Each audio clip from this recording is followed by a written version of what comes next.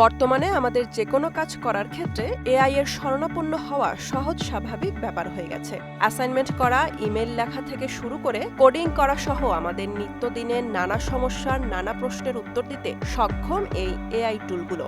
AI এর বাজারে ChatGPT, Lama, Gemini এখন পুরনো নাম। এবার সবাইকে তাক লাগিয়ে এই তালিকায় যুক্ত হয়েছে চীনা কোম্পানি ডিপসিকের R1 মডেল, যা বানাতে খরচ পড়েছে তার প্রতিদ্বন্দ্বী এআই টুলগুলো থেকে কয়েক গুণ কম। কিন্তু ওপেন এআই অভিযোগ তুলেছে ডিপসিক নাকি তাদের এআই মডেল নকল করে R1 মডেল বানিয়েছে। এটা নিয়েও নেট দুনিয়ায় মানুষ মজা নিচ্ছে এই বলে যে চোরের ঘরে চুরি হয়েছে। কেননা চ্যাটজিপিটি নিজেই ইন্টারনেট থেকে বিভিন্ন লেখা বিনা অনুমতিতে ব্যবহার করেছে নিজেকে আরো অ্যাডভান্সড করার জন্য।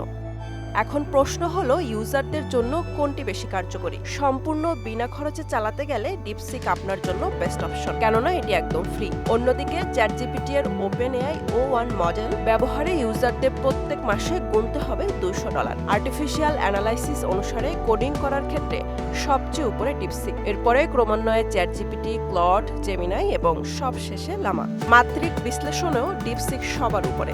বৈজ্ঞানিক যুক্তিজ্ঞানের ক্ষেত্রে চ্যাটজিপিটি সবার থেকে আগে, এরপর ক্রমান্বয়ে ডিপসিক, জেমিনাই, লামা। নিউজ নলেজের ক্ষেত্রে ডিপসিক সব থেকে বেশি কার্যকরী, আবার কবিতা লেখার ক্ষেত্রে চ্যাটজিপিটি সবার থেকে ভালো। অন্যদিকে ধাঁধা সমাধানে ডিপসিক এগিয়ে, আবার টেবিল তৈরিতে চ্যাটজিপিটি বেটার। ডিপসিকের অন্যতম নেতিবাচক দিক হলো এর রেসপন্স টাইম।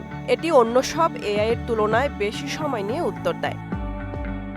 ডিপসিক এবং চ্যাটজিপিটি এর ওপেন এআই O1 মডেল উভয়ই চেইন অফ থট মডেলে পরিচালিত, অর্থাৎ আপনি যে প্রশ্নটা করেছেন এর উত্তর দেওয়ার আগে এরা নিজেকে আবার কাউন্টার প্রশ্ন করে এই উত্তরটি মানানসই কিনা, নাকি এর থেকে আরও উপযুক্ত জবাব দেওয়া যায়।